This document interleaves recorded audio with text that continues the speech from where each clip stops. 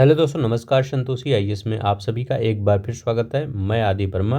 पहले तो मैं ये बताना चाहता हूँ, जिनका रिजल्ट हो गया है वो अपना जितना भी समय है पूरी तरह से मेंस में लगाएं, और जिनका रिजल्ट नहीं हुआ है वो घबराएं नहीं। देखिए, ऐसा मतलब डिमोटिवेट मत होइएगा, क्योंकि जो लाइफ होती है वो हमेशा दो चांस देती है, ऐसा नहीं कि एक ही चांस देती है। हमेशा वो आपके पास दो क्या उससे अधिक चांस देती है। तो ऐसा मत सोचिएगा कि नहीं हुआ तो सब कुछ ख़त्म हो गया। अभी आगे बहुत सा प्रोसेस है, तो ऐसा मत सोचिएगा। अपना पॉजिटिव थिंकिंग के साथ आगे बढ़ते रहिए, सफलता एक दिन ज़रूर मिलेगी। ठीक है, तो बस यही इतना करना चाहता था। डिमोटिवेट ना होके आगे बढ़ते रहिए, लाइफ हमेशा आपको चांस देगा।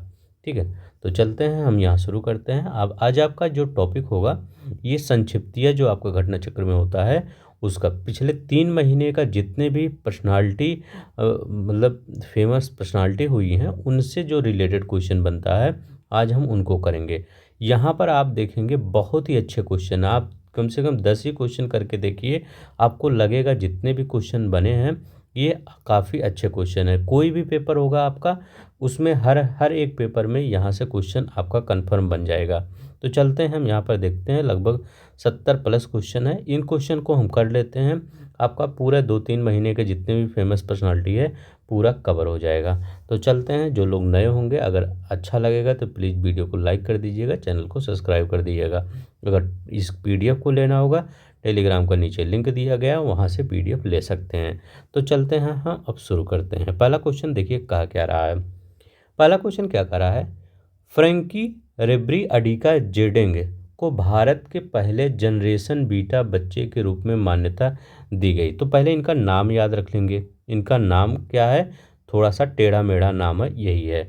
तो फैक्री, अगर अंदर वाला ना याद करके जेडिंग ही याद कर लीजिए, लेकिन याद कर लीजिए फैक्री रिबेरी अडिका जेडिंग, ये हैं पहले जनरेशन बीटा के बच्चे।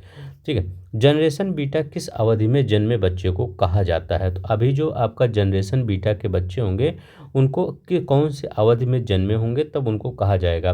तो अभी 2025 लगा है, तो 2025 से ये 2000 आपका 39 तक। ठीक है, तो इतने से जितना इसमें से जितना मतलब इसी टाइम पीरियड में जितने भी बच्चे आपके जन्मेंगे वो क्या कहलाएंगे, वो कहलाएंगे जनरेशन बीटा के बच्चे। तो याद रखेंगे, जनरेशन बीटा बच्चे वही होते हैं। अच्छा, ये बच्चा जन्मा कहाँ है ये बताइए। तो ये बच्चा जन्मा कहाँ है, तो ये बच्चा मिजोरम में जन्मा है। ठीक है, तो ये याद रख लेंगे, कहाँ पर, मिजोरम में। तो ये 2025 से 2039 के बीच में ये जनरेशन बीटा का बच्चा जन्मा है। ठीक, मतलब 2025 में ही जन्मा है ये। ठीक है, जनवरी माह में, और इसका नाम ये है और मिजोरम का बच्चा है। ठीक है, चलते हैं नेक्स्ट देखते हैं। ये वाला क्वेश्चन देखते हैं। कह रहा है, भारतीय तेल वाहक पोत के कैप्टन अभिलाष रावत को किस पुरस्कार से सम्मानित किया गया। तो ये भारतीय तेल वाहक पोत के कैप्टन हैं, इनको अभी किस पुरस्कार से सम्मानित किया गया है, तो ये बताना है। तो इनको किस पुरस्कार से सम्मानित किया गया, अंतर्राष्ट्रीय समुद्री संगठन पुरस्कार 2024 से सम्मानित किया गया, ये याद रख लेंगे। चलते हैं नेक्स्ट देखते हैं। ये क्या कर रहा है, ये क्वेश्चन बताइए। अगर आपने पढ़ चुका है ये संक्षिप्त तो इसको एक टेस्ट की तरह लीजिए, अगर नहीं पढ़े हैं तो इसको पूरी तरह से कर लीजिए, आपका कंप्लीट हो जाएगा। 30 जनवरी 2025 को केंद्रीय रिजर्व पुलिस बल सीआरपीएफ के महानिदेशक के रूप में किसने पदभार ग्रहण किया। Who took charge the director general of CRPF on January 30, 2025। तो ये किसने ग्रहण किया, तो किसने ग्रहण किया, तो इन्होंने ज्ञानेंद्र प्रताप सिंह ने ग्रहण किया। किसका स्थान लिया, तो अनीश दयाल सिंह का, इन्हीं का स्थान लिया और इन्होंने ही ग्रहण किया, ज्ञानेंद्र प्रताप सिंह ने। जैसे देखते हैं चौथा नंबर क्या करा, मिजोरम के 25वें राज्यपाल के रूप में किसने शपथ ग्रहण किया। कहें मिजोरम के 25वें राज्यपाल के रूप में शपथ किसने ग्रहण किया, तो हमारे पूर्व केंद्रीय मंत्री थल और सेना एवं थल सेना अध्यक्ष भी थे, ये कौन है, जनरल बीके सिंह। तो याद रखेंगे जनरल बीके सिंह, इन्होंने क्या किया है, मिजोरम के 25वें राज्यपाल के रूप में पदभार ग्रहण किया है। तो कहाँ के, मिजोरम के राज्यपाल होंगे 25वें, जनरल बीके सिंह। ये याद रखेंगे। चलते हैं नेक्स्ट देखते हैं। यहाँ पे क्या करा है, करें न्यायमूर्ति कृष्णन विनोद चंद्रन ने 16 जनवरी 2025 को किस पद की शपथ ली? तो इन्होंने किस पद की शपथ ली? उच्चतम न्यायालय के न्यायाधीश के रूप में इन्होंने शपथ ग्रहण किया। तो इनको शपथ किसने दिलाया? तो भारत के मुख्य न्यायाधीश कौन है? संजीव खन्ना। इनका नाम याद रखेंगे। भारत के मुख्य न्यायाधीश संजीव अभी हाल ही में बने थे। तो भारत के मुख्य न्यायाधीश संजीव खन्ना ने इनको क्या दिलवाया? शपथ दिलवाया। किनको दिलवाया? विनोद चंद्रन को दिलवाया। ठीक है। न्यायमूर्ति कृष्णन विनोद चंद्रन उच्चतम न्यायालय के सुप्रीम कोर्ट के ये क्या हुए? न्यायाधीश नियुक्त किए गए। ठीक है। तो ये याद रख लेंगे। नेक्स्ट देखते हैं। ये क्या है? भारतीय अंतरिक्ष अनुसंधान संगठन इसरो के नए अध्यक्ष के रूप में 13 जनवरी 2025 को किसने पदभार ग्रहण किया? तो इस किसका स्थान लिया? तो इन्होंने किसका स्थान लिया? डॉक्टर एस सोमनाथ का स्थान लिया, जो कि बहुत पॉपुलर हुए थे। इनके समय में काफ़ी अच्छे अच्छे अंतरिक्ष के क्षेत्र में भारत ने महारत हासिल की थी। एस सोमनाथ अब रिटायर हो गए हैं। इनका स्थान किसने लिया है? तो बी नारायण लिए हैं। तो याद रखेंगे। आप कौन, पहले आप कौन थे? शंकर भोलेनाथ। जैसे सोमनाथ, सोमनाथ मतलब सोमनाथ शंकर का पर्यायवाची ना। तो शंकर थे, अब कौन आ गए? विष्णु भगवान। विष्णु भगवान को नारायण बोलते हैं ना। तो शंकर भगवान से विष्णु भगवान आए, ये याद रखिएगा, अब भूलेगा नहीं। ठीक है। तो इनका कार्यकाल कितना होगा? तो इनका कार्यकाल 2 वर्ष का होगा। ठीक है। 2 वर्ष का इनका कार्यकाल होगा। नेक्स्ट देखते हैं। ये क्या करा उड़ीसा के नए राज्यपाल के रूप में 3 जनवरी 2025 को किसने शपथ लिया है? तो उड़ीसा के नए राज्यपाल के रूप में किसने शपथ लिया है? तो याद रख लें, ये हरि बाबू कंभनपति। ये तो पहले ही हम क्वेश्चन बता चुके हैं। हरि बाबू कंभनपति ये उड़ीसा के नए राज्यपाल के रूप में, ठीक है, शपथ लिए हैं। इससे पहले वो कहाँ के राज्यपाल थे? ये जो आपके हरि बाबू कंभनपति, तो अभी हमने बताया था बीके सिंह ना। बीके सिंह राज्यपाल कहाँ के बन रहे हैं? मिजोरम के। तो इससे पहले हरि बाबू कंभनपति मिजोरम के राज्यपाल थे। याद रखिए। अब मिजोरम में कौन आ गया? बीके सिंह आ गए। तो बीके सिंह आ गए यहाँ पर मिजोरम में, तो वहाँ से ये आ गए हरि बाबू। कहाँ आ गए? ये उड़ीसा में आ गए। ठीक है। तो ये याद रखेंगे, उड़ीसा में। चलते हैं, नहीं देखते हैं। करें पंजाब नेशनल बैंक पीएनबी के नए प्रबंध निदेशक और एमडी और मुख्य कार्यकारी अधिकारी सीईओ के रूप में 16 जनवरी 2025 को किसने पदभार ग्रहण किया? तो किसने पदभार ग्रहण किया, तो ये बताना है। किसने पदभार किया? अशोक चंद्रा ने ग्रहण किया। यहाँ पर देखते हैं। भारतीय खाद्य निगम एफसीआई के नए अध्यक्ष एवं प्रबंध निदेशक सीएमडी के रूप में 3 जनवरी 2025 को किसे नियुक्त किया गया? ठीक है। तो चेयरमैन एंड सीएमडी किसके? एफसीआई के। किसको नियुक्त किया गया? तो ये किसको नियुक्त किया गया? किसको? आशुतोष अग्निहोत्री को नियुक्त किया गया। तो ये याद रखिएगा, आशुतोष अग्निहोत्री। कैसे? फूड मतलब भोजन, भोजन बिना पकाए नहीं होना चाहिए, बनता है। तो अग्नि मतलब पकाने के लिए तो आग की ज़रूरत होती है। तो आशुतोष अग्निहोत्री। 10वां नंबर का देखते हैं। नगर विमानन महानिदेशक डीजीसीए के नए महानिदेशक के रूप में 3 जनवरी 2025 को किसे नियुक्त किया गया है? तो किसे नियुक्त किया गया है? तो फैज अहमद किदवई को नियुक्त किया गया है। नेक्स्ट देखते हैं। यहाँ पर करें उत्तराखंड उच्च न्यायालय के मुख्य न्यायाधीश के रूप में 26 दिसंबर 2024 को किसने शपथ ग्रहण किया है? कहाँ के? उत्तराखंड के उच्च न्यायालय के मुख्य न्यायाधीश की बात करें, न्यायाधीश की नहीं, मुख्य न्यायाधीश की। तो किनको ग्रहण किए हैं? न्यायमूर्ति गुहा नाथन नरेंद्र। ये याद रखें, न्यायमूर्ति गुहा नाथन नरेंद्र। यहाँ पर देखते हैं। करें राष्ट्रीय परीक्षण और अंशशोधन प्रयोगशाला, ठीक है, प्रत्यायन बोर्ड एनएबीएल के नए अध्यक्ष के रूप में 26 जनवरी 2024 को किसने पदभार ग्रहण किया? तो संदीप शाह। ज़्यादा इम्पोर्टेंट नहीं है, याद रख लीजिए संदीप शाह। यहाँ देखते हैं। दिसंबर 2024 में भारत के नए राज्य सचिव के रूप में किसे नियुक्त किया गया है? Who was appointed at the new revenue secretary of Indian in December 2024? किसको नियुक्त किया गया है? अरुणिसा चावला को। तो ये वाला आंसर सही होगा, अरुणिसा चावला को नियुक्त किया गया है। यहाँ पर 14 नंबर क्वेश्चन करा है। राहुल नार्वेकर किस राज्य की विधानसभा के अध्यक्ष के रूप में दूसरी बार चुने गए हैं? कौन? राहुल नार्वेकर। तो ये याद रख लेंगे किसके, ये याद रखेंगे कोलाबा से। ये कहाँ है? कोलाबा। कोलाबा कहाँ है? तो कोलाबा महाराष्ट्र में है। वहीं से ये विधानसभा मतलब विधायक बने हैं। अब यहाँ पर दूसरी बार इनको महाराष्ट्र विधानसभा का अध्यक्ष चुना गया है। किसको चुना गया है? राहुल नार्वेकर को महाराष्ट्र विधानसभा का अध्यक्ष चुना गया है। तो ये महाराष्ट्र, तो इनका नाम याद रखिएगा, राहुल नार्वेकर। 15 नंबर क्वेश्चन देखते हैं। करें ब्रह्मोस एरोस्पेस के मुख्य कार्यकारी अधिकारी, सीईओ और प्रबंध निदेशक एमडी के रूप में 1 दिसंबर 2024 को किसने पदभार ग्रहण किया? अब ब्रह्मोस की बात कर रहे हैं तो ब्रह्मोस उसी को दिया जाएगा ना जिसके अंदर एनर्जी होगा। जब जोश होगा तो एनर्जी होगा। तो जयतीर्थ आर जोशी। कुछ ट्रिक वैसे बता देता हूँ, उस पर कोई किसी रियल लाइफ से मत रिलेट करिएगा, मैं सोचता हूँ ताकि आपको याद हो जाए। तो ब्रह्मोस, तो होश जब रहेगा जोश और होश, यहाँ लिखा गया ना ब्रह्मोस, यहाँ लिखा होश और यहाँ लिखा गया जोश। तो ऐसे याद कर लीजिए ताकि कभी भी पेपर में आप कन्फ्यूजन हो तो थोड़ा सा क्लिक कर जाए माइंड में। यहाँ देखिए, नवंबर 2024 में किस बॉलीवुड अभिनेता को मध्य प्रदेश पर्यटन ब्रांड का एम्बेसडर नियुक्त किया गया है?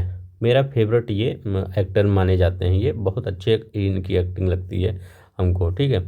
जो भी मतलब कैसे भी करते हैं बड़ा अच्छा लगता है इनका एक्टिंग। कौन है? पंकज त्रिपाठी, ठीक है। तो ये पंकज त्रिपाठी को मध्य प्रदेश पर्यटन के ब्रांड एम्बेसडर नियुक्त किया गया है। यहाँ पर देखते हैं नेक्स्ट, यहाँ क्या करा?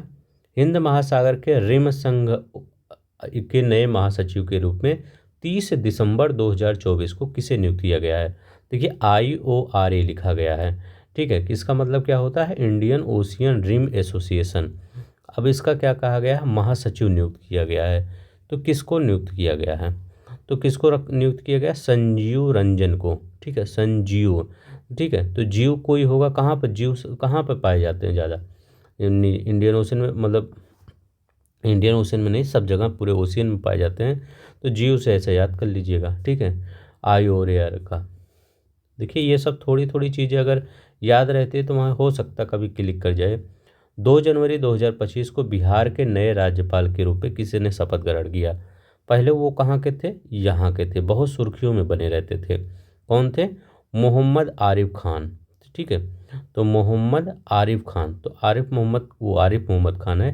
तो यही पहले कहाँ थे? केरला के थे। अब ये कहाँ से चले गए? ये अब ये बिहार में चले गए। बिहार में भी आए थे, थोड़ा सा सुर्खियाँ बनाए थे, ठीक है। तो आरिफ मोहम्मद खान कहाँ के नियुक्त किए गए? बिहार के। नेक्स्ट देखते हैं, यहाँ बताइए। करें भारतीय विशिष्ट पहचान प्राधिकरण, जो आधार कार्ड आप नहीं बनवाते हैं उसी के, मतलब जो यही UIDA बनाता है ना, तो उसी के नए मुख्य कार्यकारी अधिकारी CEO के रूप में 1 जनवरी 2025 को किसे नियुक्त किया गया है?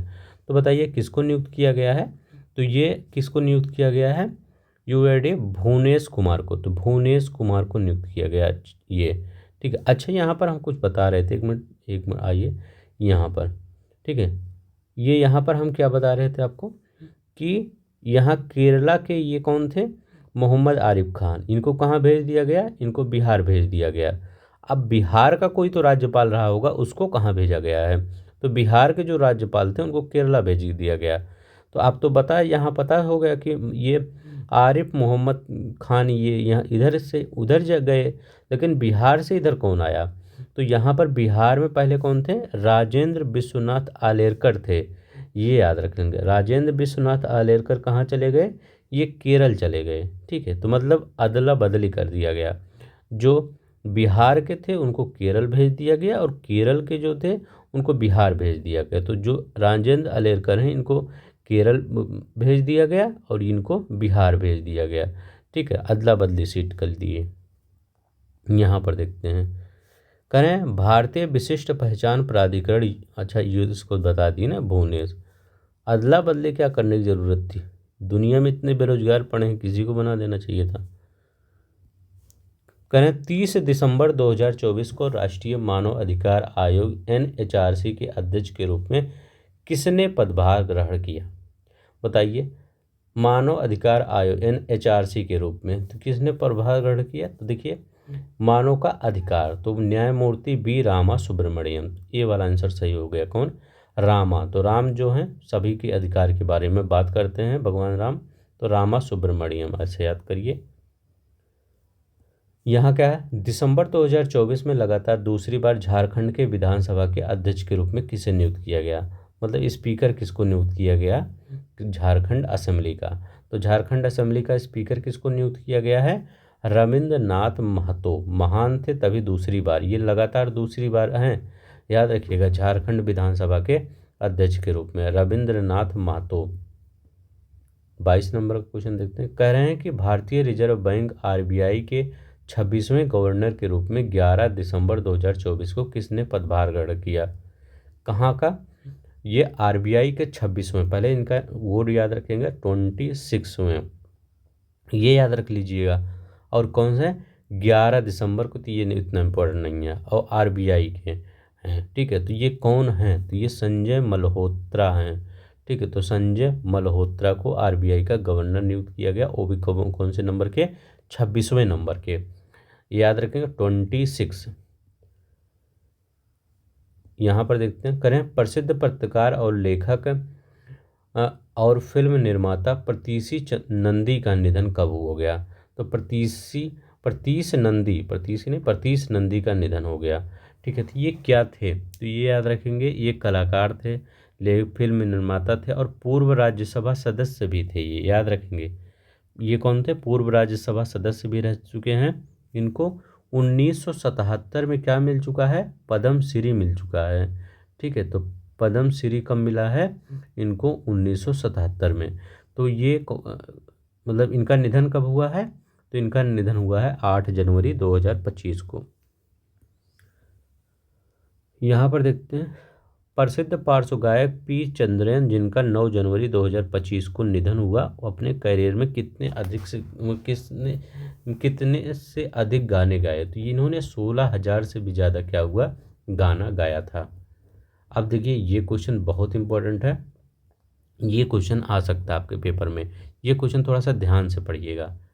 कह रहे हैं कि प्रसिद्ध वैज्ञानिक डॉक्टर राजगोपाल चिदम्बरम, क्या नाम हम इनका बता रहे हैं? राजगोपाल चिदम्बरम, जिनका 4 जनवरी 2025 को निधन हो गया, किस क्षेत्र में प्रमुख योगदान के लिए जाने जाते थे? तो ये किस क्षेत्र में जाने जाते थे? तो पहले मैं इनके बारे में थोड़ा सा डिटेल में बता देता हूँ। ये देखिए, ये भारत के परमाणु कार्यक्रम में बहुत महान भूमिका निभाए थे, मतलब बहुत महत्वपूर्ण भूमिका निभाए थे, ये प्रसिद्ध वैज्ञानिक थे। आप कहेंगे आप कौन कौन सी भूमिका निभाए थे? तो आपको याद होगा, भारत ने परमाणु शक्ति स्थापित करने के लिए 2 परमाणु परीक्षण किए थे, भयंकर।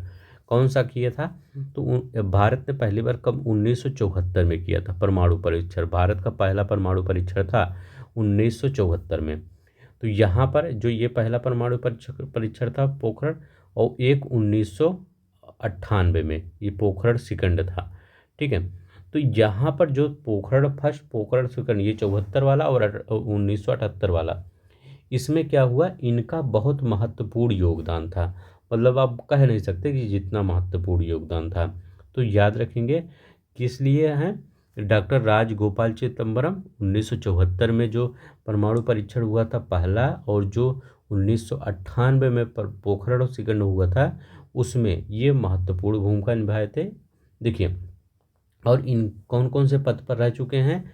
ये भारत सरकार के प्रधान वैज्ञानिक सलाहकार भी रह चुके हैं, याद रखिएगा। प्रधान भी देखिए इनके कौन कौन सी उपाधियाँ हैं। पहला है प्रधान वैज्ञानिक सलाहकार, दूसरा क्या है? जो भाभा परमाणु अनुसंधान केंद्र है उसके डायरेक्टर भी रह चुके हैं। कौन किसके? भाभा परमाणु अनुसंधान केंद्र के डायरेक्टर। तीसरा क्या है?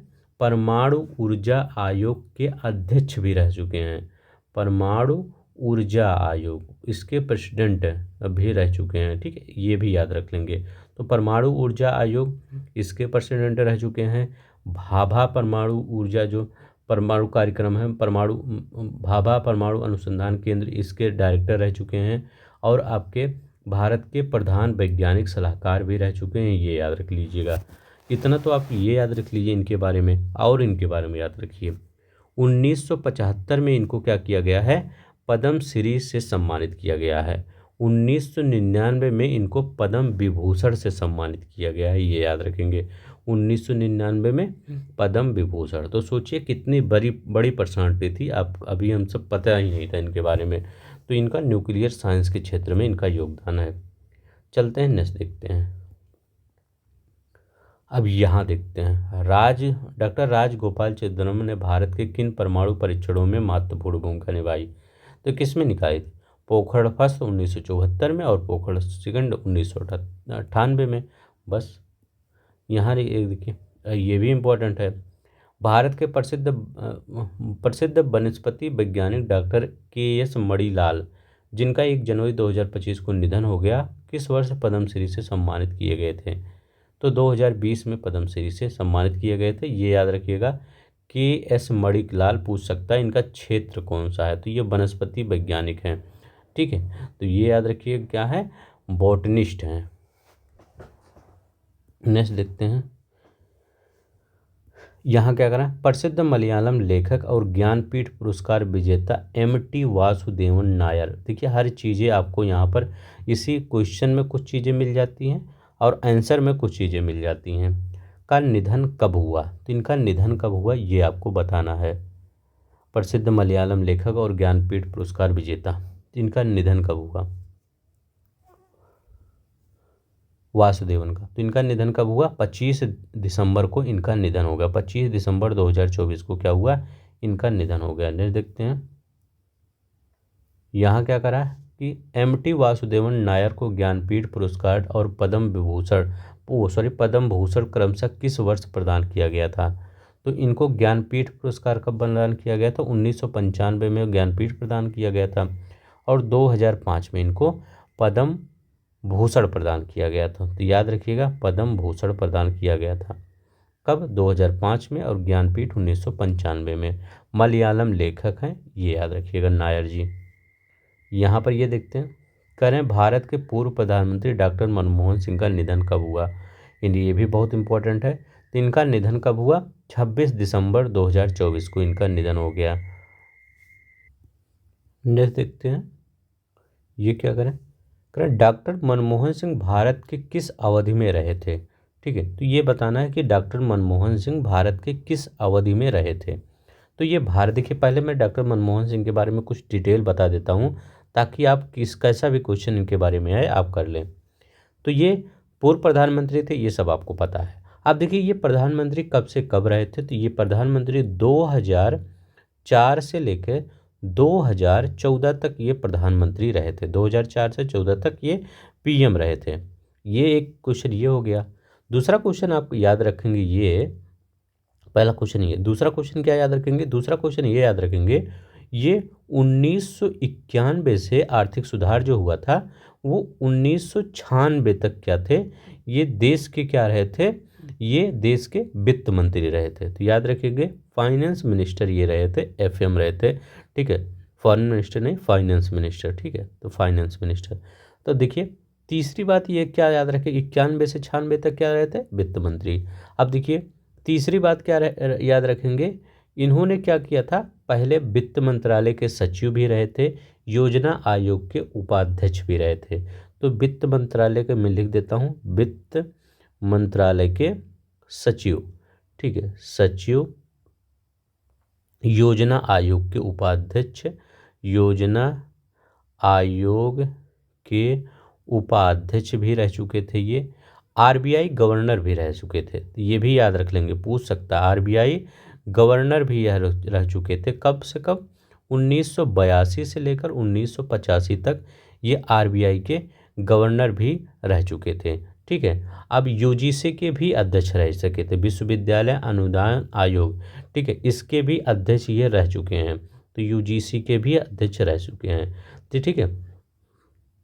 तो ये 1982 से 85 तक ये आरबीआई गवर्नर रहे हैं, योजना आयोग के उपाध्यक्ष रहे हैं, वित्त मंत्रालय के सचिव रहे हैं, और ये फाइनेंस मिनिस्टर रहे थे कब 1991 से 96 तक, 2004 से 14 तक ये प्रधानमंत्री रहे थे। और इनके बारे में इनके पुरस्कार देख लेते हैं।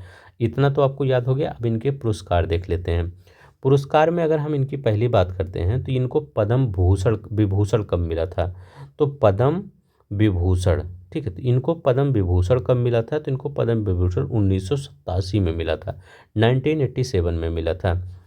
एक दूसरा, अब इनको याद रखिएगा, दूसरा याद रखेंगे एशिया मनी अवार्ड इनको एक मिला था, उतना इम्पोर्टेंट नहीं है, याद रखिएगा 2 अवार्ड मिला था, एक एशिया मनी अवार्ड मिला था, एक यूरो मनी अवार्ड मिला था। तो एशिया मनी अवार्ड कब मिला था, तो एशिया मनी अवार्ड 1993 से मिला था, 93 में और 94 दोनों में मिला था, 1994 में। और ये यूरो मनी अवार्ड 1993 में मिला था। तो एशिया और यूरो 93-94 में मिला था, ये याद रखिएगा। एक चीज़ और इनको मिला था, कैम्ब्रिज विश्वविद्यालय का एडम स्मिथ पुरस्कार मिला था।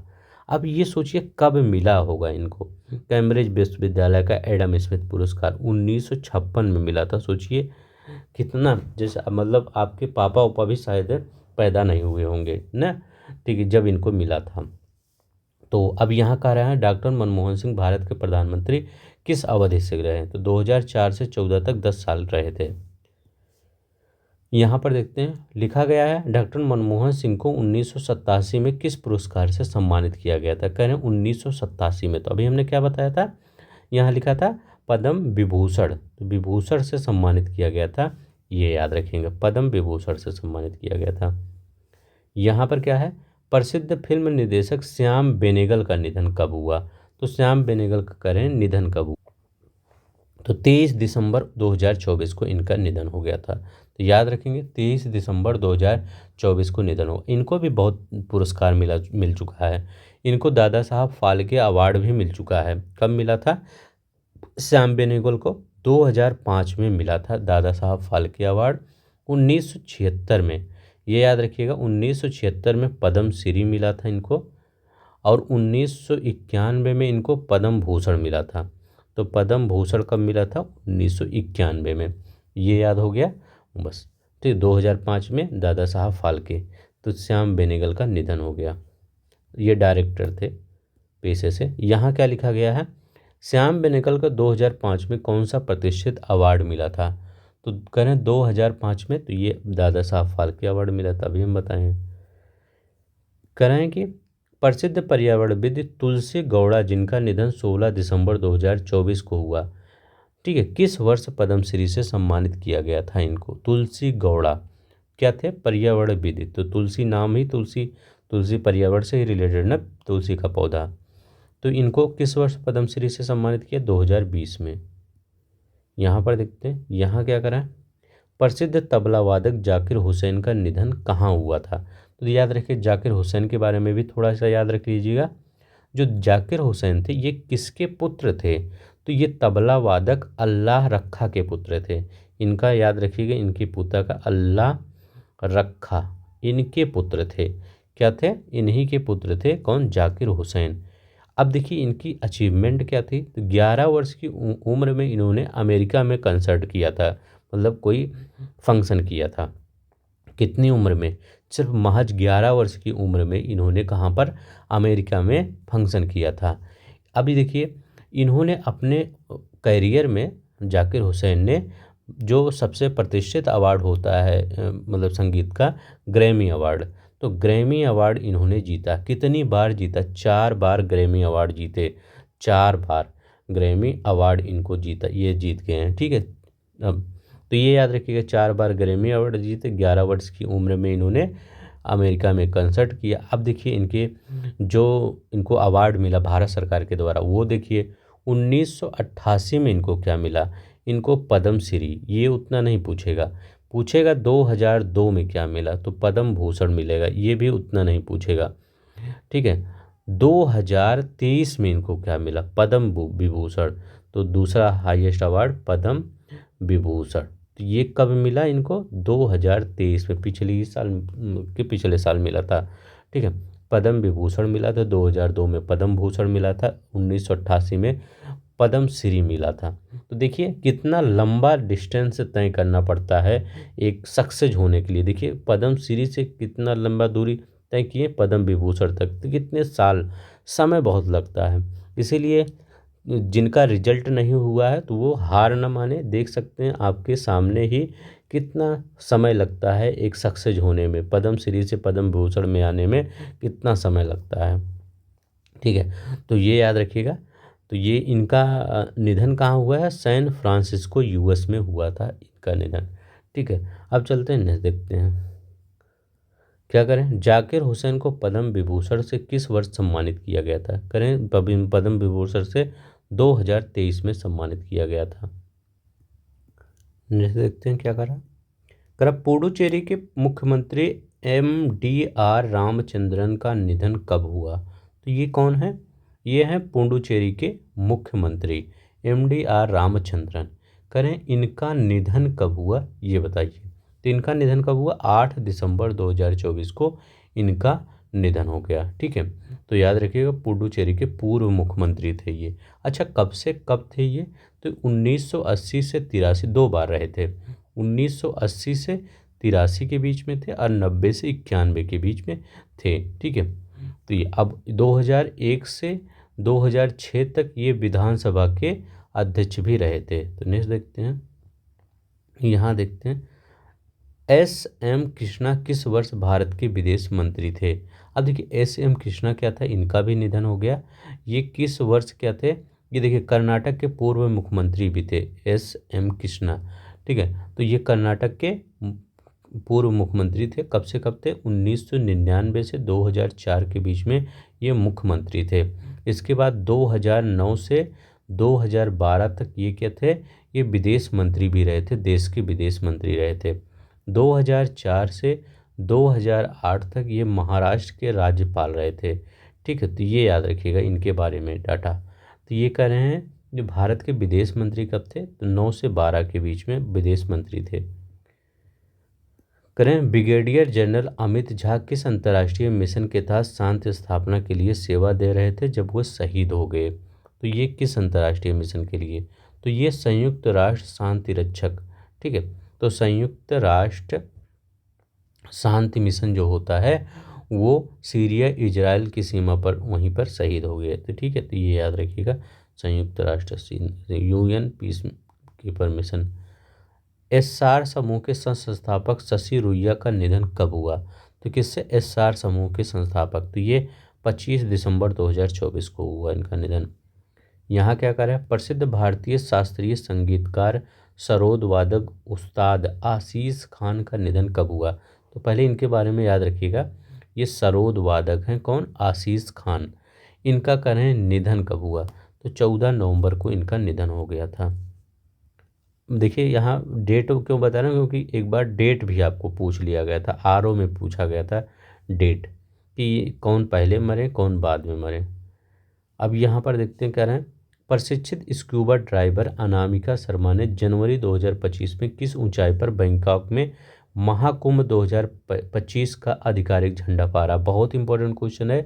देखिए कौन है, अनामिका शर्मा, ये स्कूबा एक ड्राइवर हैं। 13,000 की फीट पर बैंकॉक में, सोचिए बैंकॉक थाईलैंड, वहाँ पर जाकर जो महाकुंभ का आधिकारिक झंडा था उसको जाकर इन्होंने फहरा दिया। तो ये कब, 13,000 फीट की ऊंचाई पर। ठीक है, ये याद रख लेंगे। इतने देखते हैं 44 नंबर क्वेश्चन करा है, भारतीय नर्स निमिषा प्रिया को किस देश की अदालत ने मौत की सज़ा सुना दिया। तो किस देश की अदालत ने मौत की सज़ा सुना दिया, तो यमन, याद रखिएगा यमन की अदालत ने मौत की सज़ा सुना दी है। यमन कहाँ है, तो ये आपका कौन सा है, ये आपका सऊदी अरब का वो जो आपका पेनिनसुला है वो है। इधर क्या है, रेड सी है, इधर से जाता है। तो ये आपका ओमान है जो कि भारत का एक प्रमुख मित्र राष्ट्र है, ओमान है। और इधर क्या है, यमन है। ठीक है, जहाँ पर हैती हूती यहाँ पर रहते ना, यहीं पर क्या हुआ, ये नर्स हैं निमिषा प्रिया, इनको यमन की सरकार ने मौत की सज़ा सुना दिया। ठीक है, तो ये याद रख लीजिएगा। नेक्स्ट देखते हैं, यहाँ क्या करा, 7 महाद्वीपों की सबसे ऊंची चोटियों पर चढ़ने वाले विश्व की सबसे कम उम्र की महिला कौन बनी है। तो ये याद रखिएगा, मुंबई के नेवी चिल्ड्रन स्कूल की 17 वर्षीय छात्रा हैं। कौन, इनका नाम क्या है? काम्या कार्तिकेयन। तो काम्या कार्तिकेयन ने 7 महाद्वीपों की प्रत्येक की सबसे ऊंची चोटी पर चढ़ने वाली विश्व की सबसे कम उम्र की महिला बन गई हैं। मतलब जो सातों महाद्वीप हैं, मान ये 1 2 3 4, ये सब सातों महाद्वीप है, यहाँ भी सबसे ऊंची चोटी पर चढ़ गई, यहाँ भी, यहाँ भी, यहाँ भी। सोचिए 17 साल में क्या क्या कर ली। ठीक है, काम्या कार्तिकेयन। नेक्स्ट देखते हैं, यहाँ क्या करा कि 26 जनवरी 2025 को भारत के 76वें गणतंत्र दिवस समारोह के मुख्य अतिथि कौन थे? तो 26 जनवरी 2025 को भारत के 76वें, तो ये कौन थे? अभी वहाँ के ही नए बने हैं। तो वो कहाँ के बने हैं? ये इंडोनेशिया के चौथे राष्ट्रपति अभी बने हैं। तो यही क्या आ गए यहाँ पर? पुर्वोतो सुबियांतो। ये याद रखिएगा, पुर्वोतो सुबियांतो। ये कहाँ के हैं? इंडोनेशिया के राष्ट्रपति हैं। और जो हमारा 76वां गणतंत्र दिवस हुआ था, वो यहाँ पर मुख्य अतिथि थे। यहाँ पर देखते हैं 47 नंबर का, कह रहे हैं जनवरी 2025 में मालदीव के रक्षा मंत्री मोहम्मद हासन मौमून ने भारत के किस मंत्री के साथ द्विपक्षीय वार्ता किया? तो बताइए, ये कौन है? मालदीव के रक्षा मंत्री हैं मोहम्मद हासन मौमीन। अब ये क्या है? भारत के किस मंत्री के साथ? रक्षा मंत्री हैं, तो रक्षा मंत्री के साथ ही करेंगे और क्या। ठीक है, तो द्विपक्षीय वार्ता हुई राजनाथ सिंह के साथ। 28 नंबर देखते हैं, वो 48 नंबर का, जनवरी 2025 में भारत की यात्रा पर आए अमेरिकी राष्ट्रीय सुरक्षा सलाहकार JK सुल्लिवन ने किस भारतीय अधिकारी इससे मुलाकात किया? तो ये देखिए, यहाँ पर नेशनल सिक्योरिटी एडवाइज़र हैं, तो हमारे ही नेशनल सिक्योरिटी एडवाइज़र से मिलेंगे। तो कौन है? अजीत डोभाल जी, इन्हीं से मिले, बात हुई। 49 का देखते हैं, जनवरी 2025 में गिनीज वर्ल्ड रिकॉर्ड द्वारा विश्व की सबसे बुजुर्ग महिला के रूप में किसे मान्यता दी गई?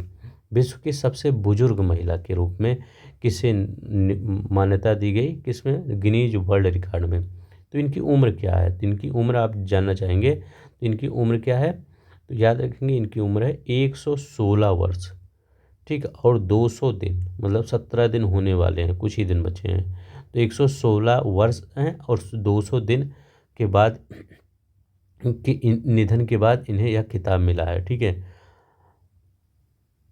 मतलब इनको ये खिताब मिला है। इससे पहले कौन थी? जापान के टोमिको इटुका थी। उनके जब उम्र गई, तब इनको सबसे कम उम्र की महिला का खिताब, क्योंकि जो सबसे कम उम्र का रहेगा, मतलब सॉरी, सबसे ज़्यादा उम्र का रहेगा वही तो बनेगा। तो इससे पहले टोमिको थी, तो टोमिको के बाद ये अब आ गई, उम्र गई, अब ये बन गई।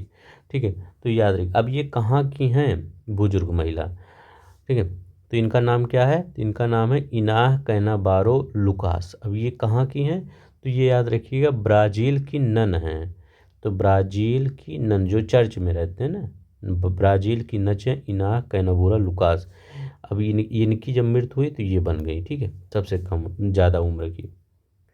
अब यहाँ पर देखते हैं क्या लिखा गया है, ब्राज़ील की इनाह कैनाबोरा लुकास की उम्र कितनी? उन्हें विश्व की सबसे, तो ये 116 वर्ष 200 दिन। यहाँ पर कह रहे हैं कि इनाह कैनाबोरा लुकास गिनीज वर्ल्ड रिकॉर्ड में द्वारा कितने खिताब दिए गए? तो कह रहे हैं इनको कितने खिताब दिए गए? तो 2 खिताबों से नवाजा गया, उतना इम्पोर्टेंट नहीं है। ये देखिए, जनवरी 2025 में किसने लेबनान के राष्ट्रपति का पदभार ग्रहण? अच्छा इंपॉर्टेंट क्वेश्चन है, लेबनान के राष्ट्रपति का जोसेफ औन। तो जोसेफ औन ने लेबनान के राष्ट्रपति के रूप में पदभार ग्रहण किया। यहाँ पर देखते हैं, जनवरी 2025 में तीसरी बार वेनेजुएला के राष्ट्रपति कौन बने हैं? तो तीसरी बार वेनेजुएला के राष्ट्रपति कौन बने? Nicolas Maduro. Nicolas Maduro Venezuela के, जहाँ पर तेल का भंडार है बहुत ज़्यादा, वहीं के निकोलस मादुरो बने हैं।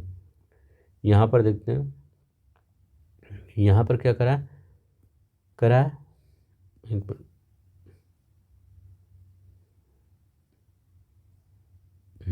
यह करें, जनवरी 7 2005 घाना के राष्ट्रपति के रूप में किसने शपथ लिया है? तो घाना के राष्ट्रपति के रूप में, तो ये घाना, तो जॉन ड्रामी महामा। ठीक है, तो घाना महामा, ऐसे याद रखिए, घाना महामा। घाना पढ़ रहे हैं तो महामा पढ़ लीजिए, महामा। तो जॉन ड्रामी महामा। यहाँ पर देखते हैं, करें जनवरी 2025 में भारतीय मूल के किस अमेरिकी नागरिक ने 119वीं अमेरिकी कांग्रेस में शपथ ली? तो किसने 119वें अमेरिकी कांग्रेस में शपथ ली? तो ये कौन है?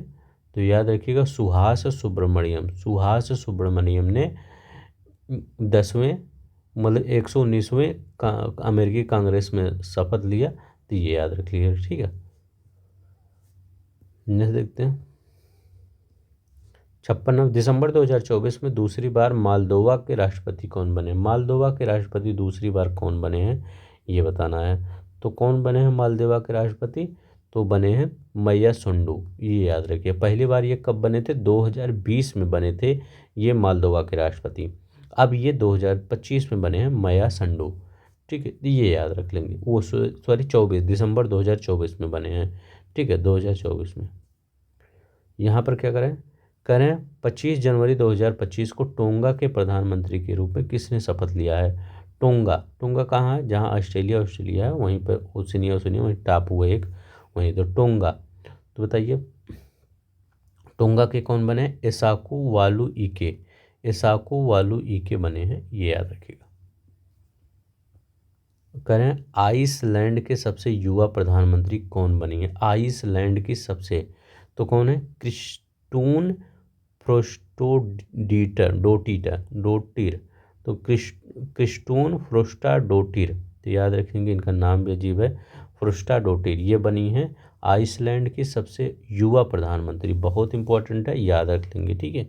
आइसलैंड की सबसे क्रिस्टून, तो फ्रोस्टो याद रखेंगे।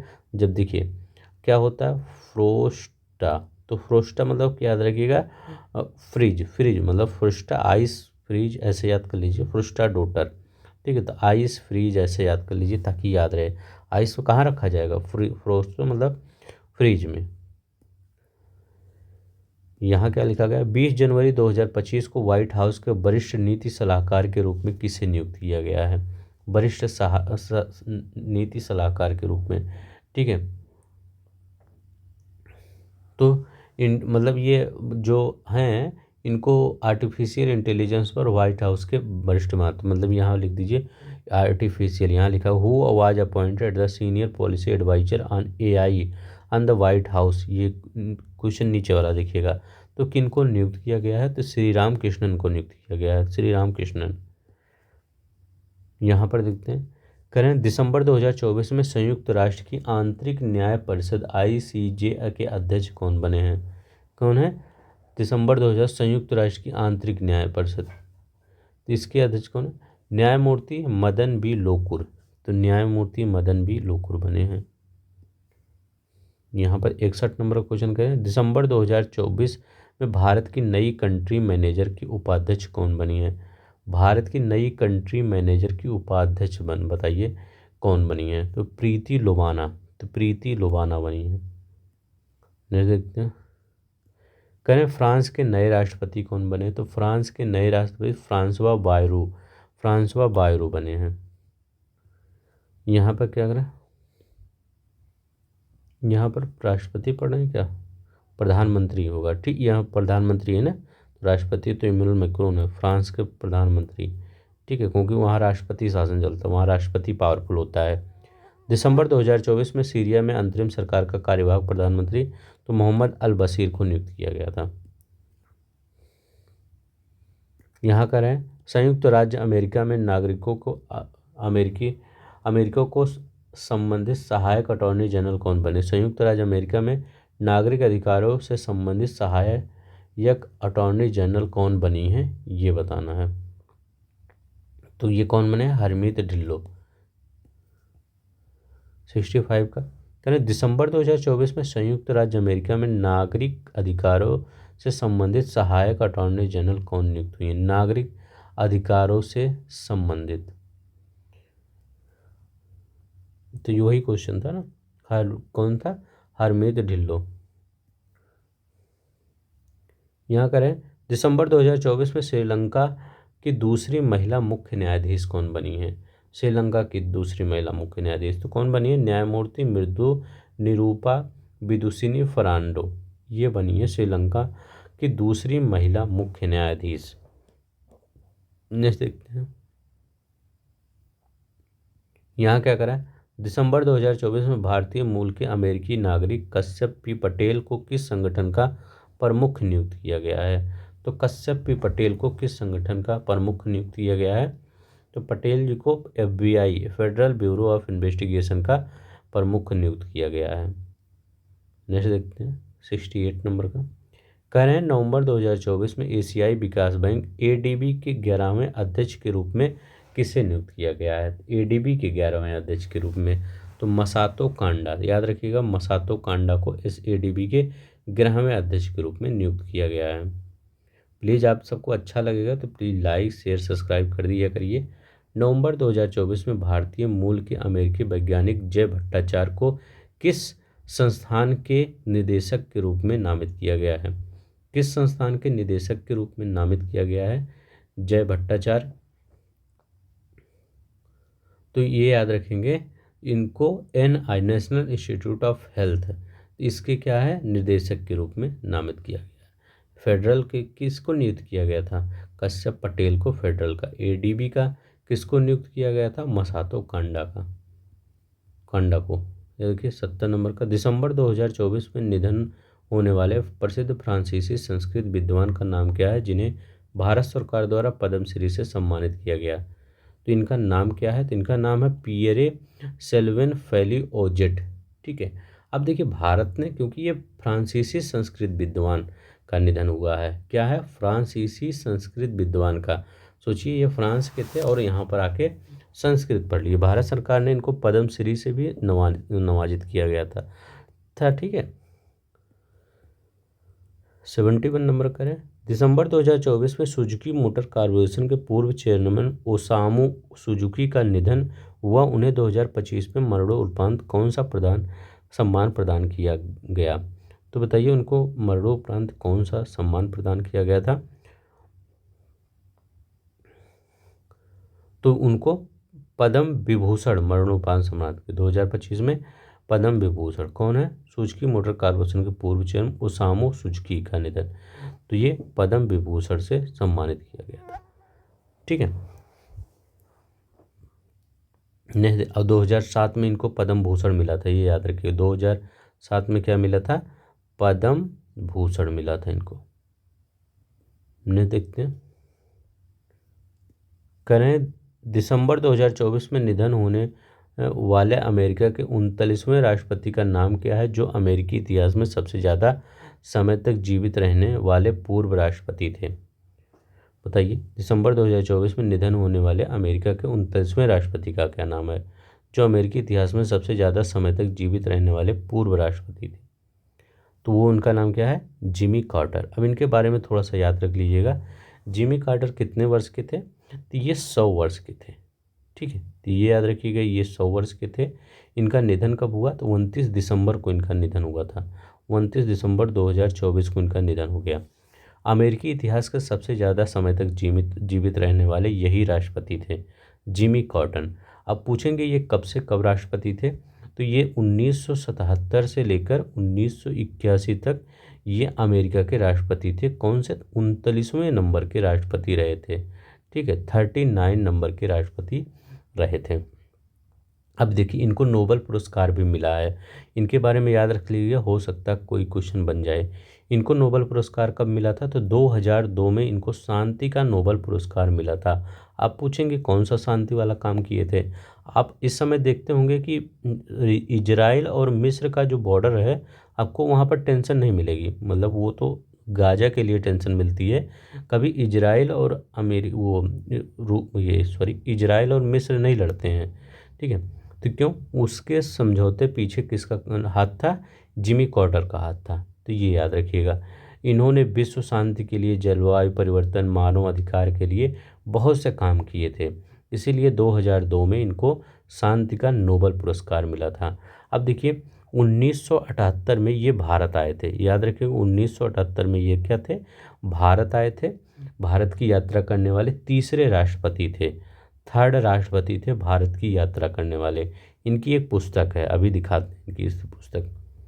अब देखिए यहीं कह रहे हैं कि वर्ष 2025 में जिमी कार्टर की कौन सी ऑडियो बुक सर्वश्रेष्ठ audio book narration story telling recording के लिए ग्रैमी पुरस्कार भी जीत चुका है?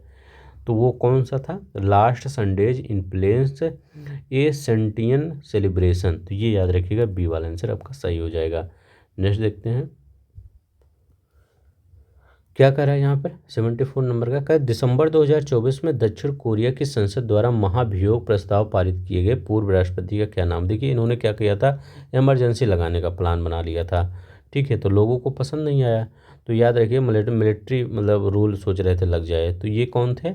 यून सुक योल। कहाँ है? कहीं है यून सुक योल, हाँ यून सुक योल यही थे। अब इनके ऊपर महाभियोग चल रहा है। ठीक है,